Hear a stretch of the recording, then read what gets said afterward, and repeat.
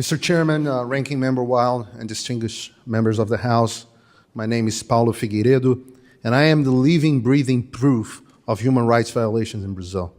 For doing the work of a good journalist, I am censored in all social media, I have my assets frozen, and my Brazilian passport canceled, all without due process. I come from a family with a long legacy of fighting tyranny. My great-grandfather, General Euclides Figueiredo, led a revolution against Brazil's most brutal dictator, Getúlio Vargas. For that, he spent years in a dungeon.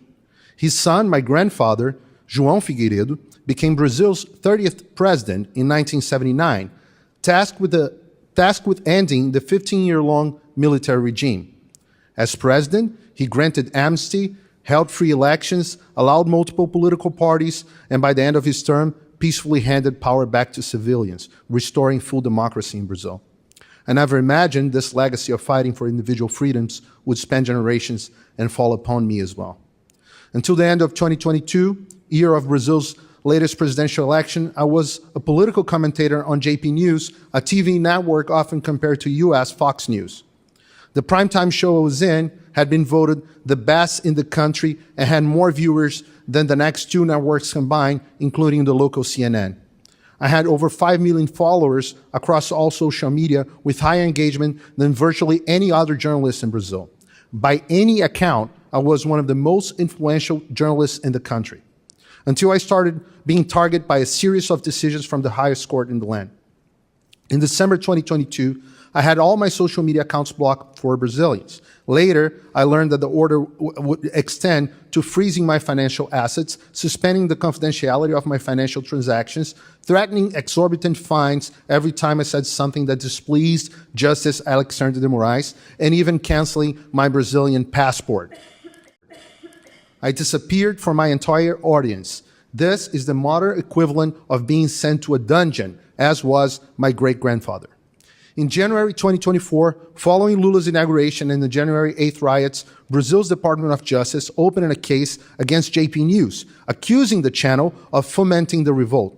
Demonetized by YouTube, faced with new criminal case and threat of losing its public concession, JP News gave in and laid off all its conservative commentators and adopted a more Moraes-friendly editorial stance.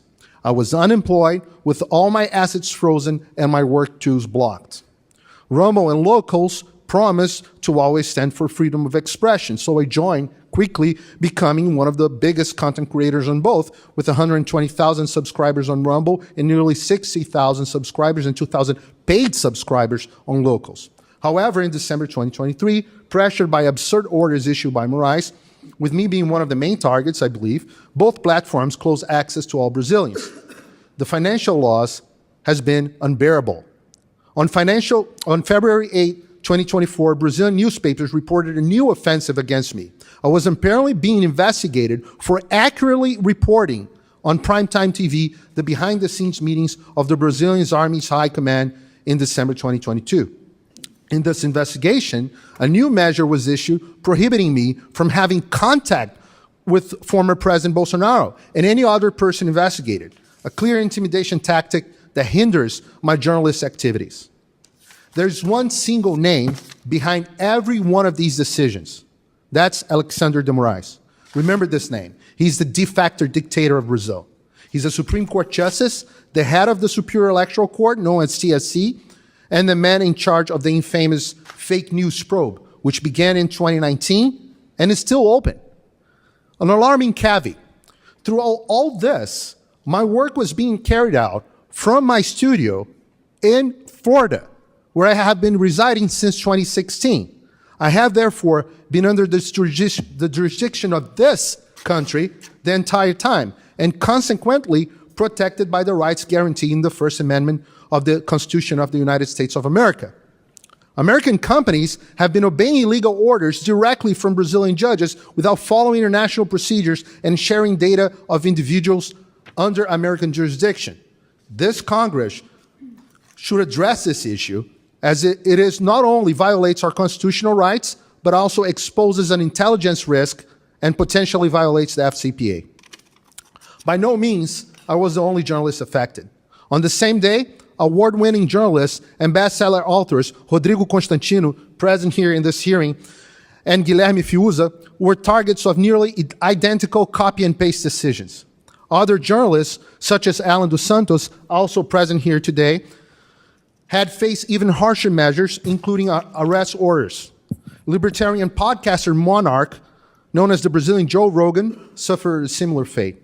They're both exiled in the US. There are numbers of other examples, including comedians or even a judge, Ludmila Grillo, here in the audience, or congressmen like Nicolas Ferreira and Gustavo Gayer, also present here, Marcel Van Hatten, Carlos Jordi, Alexandre Ramagem, Carla Zambelli, many other members of Congress, and even Senator Marcos Duval, who had their social media blocked, offices raided, or passports taken by Moraes. Congressman Daniel Silveira is currently serving 9 years in prison for recording a video harshly criticizing Moraes. Former Congressman Dalton Dallagnol, the former prosecutor who got Lula da Silva convicted for corruption, also here, lost his seat by order of Moraes court. A survey showed that 70% of Brazilian members of Congress believe the Supreme Court invades their powers. Some of 2/3 of Brazilians believe the country lives under a judicial dictatorship. Demonstrations with hundreds of thousands of people are mostly against Moraes.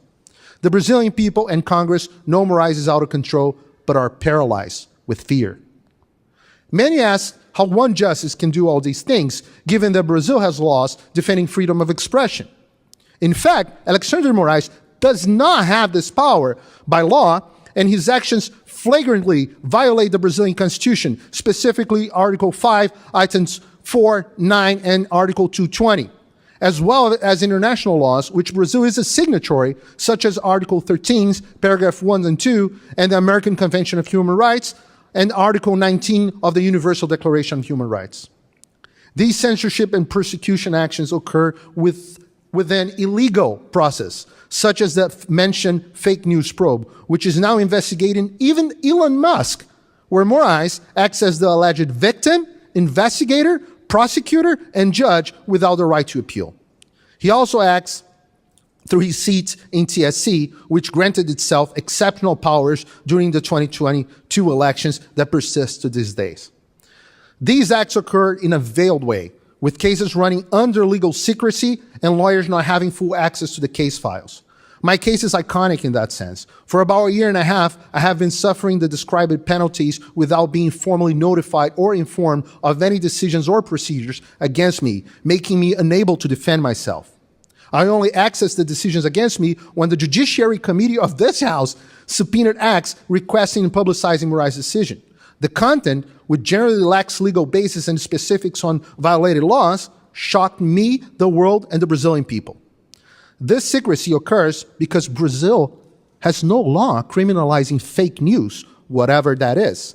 For these reasons, Moraes currently faces 100 complaints in the Inter-American Commission of Human Rights. Regrettably, they have been sitting on these cases. The United States may have a broad role in this sad story as well. Some could even say that the US government and NGOs acted directly in strengthening Brazil's censorship apparatus. First, the US government may have assisted the Brazilian TSC in developing strategies to quote-unquote combat disinformation and strengthen censorship practice, with FBI agents and US Department of Justice officials participating in TSC council meetings, with the participation as well of the Brazilian intelligence agency, ABIN. These meetings mark the beginning of TSC's authoritarian escalation. The tactics outlined in the recent Censorship Industrial Complex report by this House Committee on the Judiciary, which details how the Biden administration coerced big tech companies to censor Americans, closely resemble the modus operandi in Brazil. However, while the Biden administration acted mostly informally,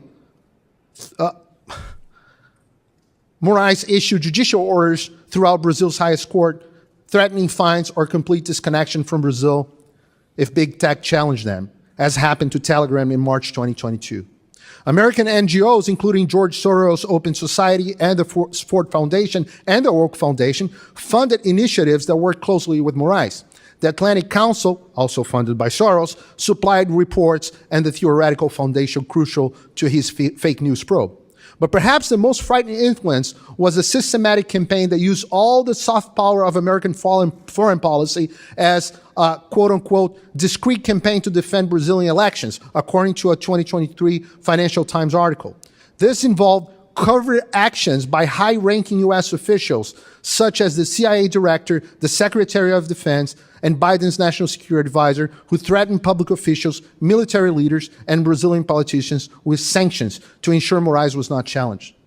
It's puzzling why the U.S., historically a promoter of freedom and democracy, would use its top officials to support censorship and aid in the ascent of a president aligned with China, Russia, Hamas, Cuba, Venezuela, drug cartels, and opposed to American interests globally, even undermining the dollar as the world's reserve currency. CIA Director William Burns and other Biden administration key agents continue to meet with officials from the Lula da Silva government and TSE in Brazil, focusing on quote-unquote combating disinformation, which we know now is a code word for censorship of unpleasant speech. Additionally, a Brazilian congressional delegation supportive of Lula da Silva regime, including a congresswoman from the Communist Party, visited Washington, D.C. last week to meet with members of the Democratic Party and OAS representatives. Mr. Chairman, you are well aware of the immense challenges you had to overcome in order for this hearing to happen. Why?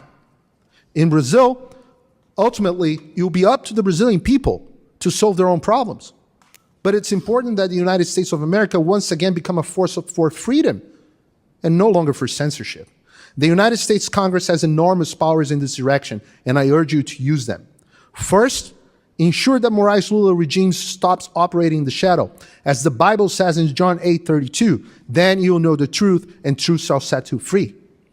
Brazil needs to be the subject of more frequent hearings, and Congress must continue to use its powers to bring light to the facts.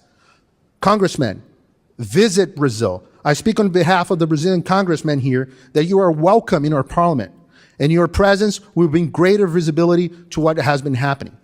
Second, exercise oversight power against executive branch policies that harm not only freedoms in Brazil, but also U.S. global interests, pushing my country towards nations hostile to America, such as China.